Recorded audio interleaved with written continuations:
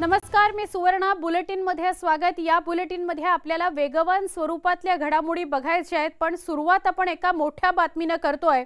मुंबईत झालेल्या समता परिषदेच्या बैठकीमध्ये छगन भुजबळ यांच्या नाराजीचा सूर त्यांनी आळवला. छगन भुजबळ यांना लोकसभा आणि राज्यसभेवर डावलण्यात आलं. मनोज जरांगेंच्या मागण्या पूर्ण करून भुजबळ आणि ओबीसींवर अन्याय होत असल्याचा आरोप कार्यकर्त्यांनी केला. त्यामुळे छगन भुजबळांनी सत्तेतून बाहेर पडावा असा आग्रह समता परिषदेच्या बैठकीत कार्यकर्त्यांकडून करण्यात आला असं सूत्रांकडून समजतंय. मनोज जरांगे यांच्या मागण्या मान्य झाल्या छगन भुजबळ मोठा निर्णय घेऊ शकतात असं सांगण्यात येत आहे. ओबीसींच्या आरक्षणासाठी शिवसेनेतून बाहेर पडल्याचा भुजबळांचा इतिहास आहे, त्यामुळे आता या इतिहासाची पुनरावृत्ती होते का हे बघायचं. खरं तर ही बैठक झाली त्यानंतर छगन भुजबळ सुद्धा माध्यमांशी बोलले होते. आमचे प्रतिनिधी लक्ष्मण घाटोळ यांच्याशी बोलूया.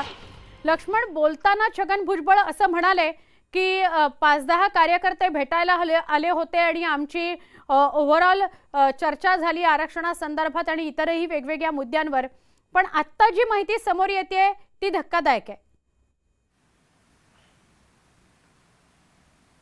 सुवर्ण, आपण जर बघितलं तर छगन भुजबळ गेल्या काही दिवसांपासून नाराज आहे आणि त्यांची नाराजी जी आहे ती लपून राहिलेली नाही आहे. याचं कारण आहे छगन भुजबळांनी नाशिक लोकसभेसाठी देखील तयारी केलेली होती.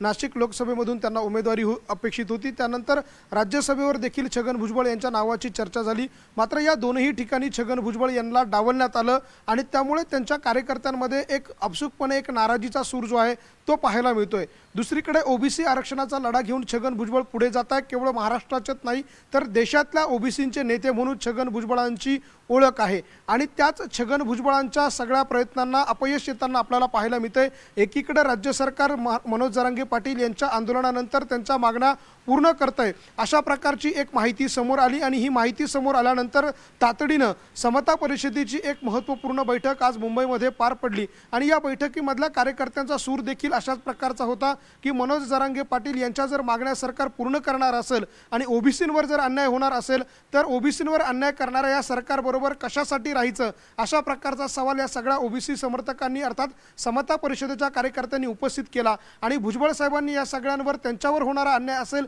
किंवा ओबीसींवर होणारा अन्याय जर होत असेल तर त्यांनी या सरकारबरोबर राहू नये, त्यांनी सरकारमधून बाहेर पडावं आणि ओबीसींचं नेतृत्व करावं अशा प्रकारची मागणी जी आहे ती या कार्यकर्त्यांनी त्यांच्या या बैठकीमध्ये आवडली. सुवर्ण, जर आपण छगन भुजबळांचा इतिहास जर बघितला तर 90-91च्या दशकामध्ये छगन भुजबळ जे आहे ते शिवसेनेतून केवळ ओबीसी आरक्षणासाठी बाहेर पडलेले होते.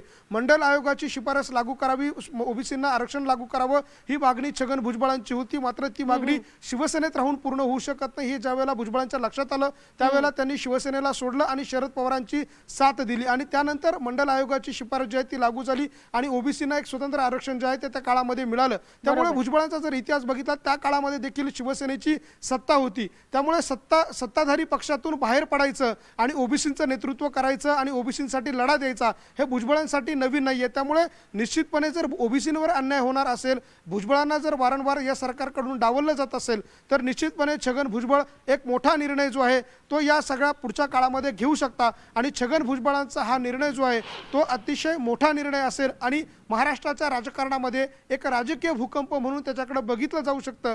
मात्र छगन भुजबळ या सगळ्यावर आता काही बोलायला तयार नाहीये. त्याचं कारण आहे त्यांच्यावरती असलेल्या चौकशींचा सिसेमिरा. हा जर बघितला तर छगन भुजबळ या सगळ्यामुळे थोडे शांत जरी असले तरी आतमधून छगन भुजबळ यांच्यामध्ये एक चीड जी आहे ती या सरकारच्या विरोधामध्ये होताना आपल्याला पाहायला मिळते किंवा नाराजी म्हणा ती आपल्याला बघायला मिळते. जरी ते स्पष्ट तोंडावर काही सांगत नसले, प्रतिक्रिया देताना संयम बाळगत असले तरी देखील. लक्ष्मण, आभार. आपण सविस्तरपणे